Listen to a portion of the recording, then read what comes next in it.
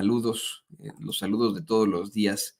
Permítame, por favor, presentarle también a nuestro querido doctor Eduardo Sabugal Torres, este gran académico, quien hoy nos presenta en su columna La Luneta Acapulco, Samaritanos y Carroñeros.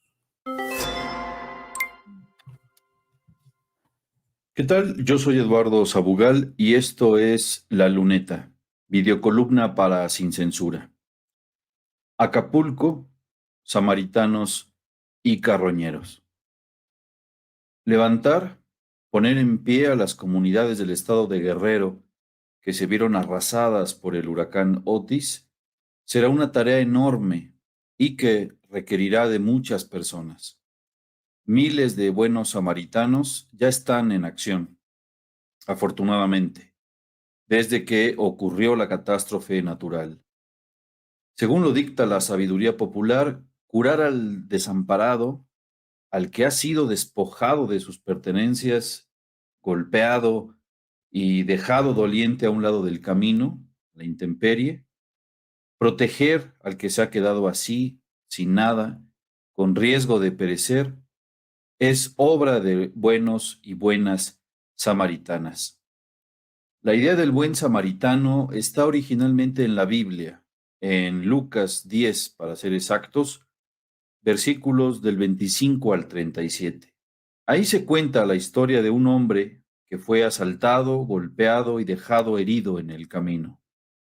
Después de ser ignorado por dos personas que pasan indiferentes ante él, un sacerdote que pasa de largo y un levita, es decir, por un miembro de la tribu de Leví, la más venerada por la clase elitista de Jerusalén, pasa un tercer hombre que sí tiene compasión por él y no solo le cura sus heridas, sino que paga un alojamiento para él.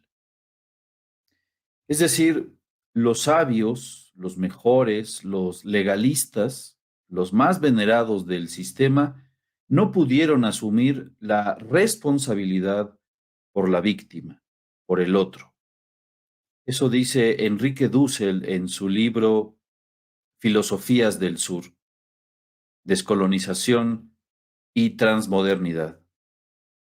No daría tiempo aquí de resumir la interpretación de aquel interesante pasaje, pero ser samaritanos es reconocer en el prójimo a un otro con mayúsculas, que necesita de nuestra ayuda, de nuestra solidaridad.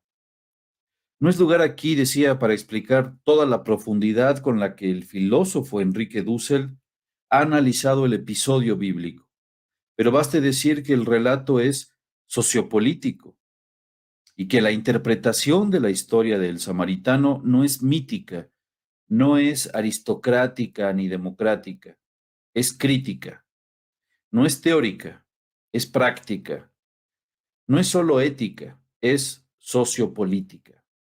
Ayudar al otro no porque lo indique la ley, que estemos obligados a ello, sino por solidarios. Enrique Dussel entiende la solidaridad como una emotividad crítica volcada a la exterioridad sufriente de la víctima. Algo radicalmente diverso a la mera fraternidad, pero que tampoco es la compasión ni la conmiseración paternalista o la lástima superficial. La solidaridad, dice Dussel, es el deseo metafísico del otro como otro. El Estado mexicano, es decir, si entendemos el Estado como lo proponía Gramsci, la suma de sociedad civil más gobierno, ha actuado ya en la catástrofe del huracán Otis, que la semana pasada golpeó la costa de Guerrero, de forma inmediata y solidaria. La violencia del fenómeno natural dejó una devastación insólita en la historia de las catástrofes naturales en nuestro país. Lamentablemente la destrucción fue mayúscula y el grado de indefensión y de carencias en el que quedó la población es alarmante. Pese a eso, los buenos samaritanos y samaritanas que en México abundan afortunadamente, salieron ya a apoyar a los guerrerenses y las guerrerenses en esta tragedia. Sin embargo, no solo hay buenos y buenas samaritanas, sino un grupúsculo, aún con mucho poder económico, que inició de inmediato una campaña no solo en contra del gobierno de la Cuarta Transformación, de las instituciones como la Sedena y la CEMAR, sino contra la intención solidaria de todas y de todos los que intentaban de buena ley llevar ayuda a Guerrero.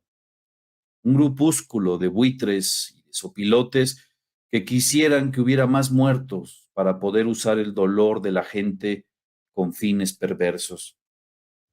La derecha mexicana, eso que difusamente algunos llaman oposición, ya ha cruzado desde hace tiempo una línea que no corresponde a planteamientos o disputas entre enemigos políticos o adversarios, sino que han declarado como enemigos totales al pueblo de México y a los que pretenden ayudar al pueblo de México. Lo mismo les da a difundir rumores estúpidos o mentiras sobre las vacunas contra la COVID, llamar a desobedecer a la Secretaría de Salud, que dejar, por ejemplo, sin libros de texto a los niños y niñas de este país. Su último llamado ahora fue el de no donar, es decir, su llamado sigue siendo un llamado de odio, de no reconocimiento del otro, de atentar contra el otro. La diferencia entre un enemigo político y un enemigo total es que el segundo atenta contra la vida, contra la existencia misma de ese otro sujeto que se asume como enemigo total. Desalentar a seguir donando para levantar lo que el huracán tiró, usar las muertes, los heridos, los damnificados para golpear a un gobierno con el que no coinciden, es criminal. Atenta contra la vida de los y las guerrerenses. El huracán tumbó más de 10,000 postes de la CFE y el domingo ya se habían puesto de pie 3,211 de esos postes. Los trabajadores de la CFE harán entre hoy y mañana que esté electrificado de nuevo todo Acapulco. Una gran hazaña por la prontitud con la que se logró restablecer el servicio, pues en ninguna parte del mundo, después de una catástrofe natural como esta, se ha realizado tan rápido. El IMSS anuncia la instalación de un hospital móvil en Guerrero, que tendrá 80 camas. Médicos cubanos llegan a asistir a los acapulqueños. Se habilitan en Michoacán hospitales para atender a las y los habitantes de Guerrero. La recuperación de los aeropuertos de Acapulco al 90% y de la base aérea militar número 7 al 100% permiten desde el domingo pasado que el puente aéreo con la Ciudad de México garantice no solo la línea de suministros, sino también la evacuación médica con ambulancias aéreas. Ya existen caravanas de pipas de Pemex. El Ejército, la Marina, los servidores de la Nación, la CFE, la Cruz Roja, muchas asociaciones civiles trabajando hasta el agotamiento para literalmente reconstruir Guerrero, trabajando con la gente que allá se organiza para remover escombros, para limpiar calles, para subsanar las carencias, son la muestra viva, todo eso, de que hay una ética solidaria en el pueblo mexicano a toda prueba. Es falso que personas que acudieron con víveres para damnificados por el huracán Otis fueran asaltadas por elementos de la Guardia Nacional. Es falso que las donaciones particulares para los damnificados de Acapulco estén siendo etiquetadas con el logo del gobierno. Es falso que no dejen pasar la ayuda o no llegue a sus destinatarios. Coincido con Epigmenio Ibarra cuando dice que no solamente es vil e infame, sino criminal la campaña de desinformación de la derecha conservadora en redes, en medios convencionales y en WhatsApp, pues apuestan a profundizar y prolongar el sufrimiento de las víctimas de Otis en Acapulco y a desalentar la conciencia solidaria. Los hermanos y hermanas de Acapulco, de Coyuca, de San Marcos, pasan por momentos críticos de gran dificultad, pero con la ayuda de todos y de todas los mexicanos, sociedad civil y gobierno, lograrán poner de pie sus comunidades y ciudades. Lograrán la restauración y el restablecimiento de todo lo que dañó y destruyó el huracán.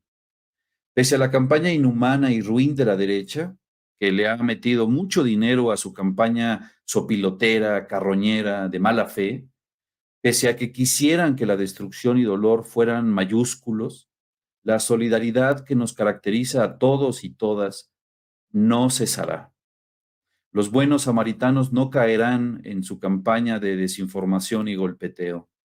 Seguirán mandando ayuda, seguirán creyendo en las instituciones, seguirán recolectando productos no perecederos, kits de higiene personal y kits de limpieza, y van a seguir llevándolos hasta Chilpancingo o hasta allá, si es posible.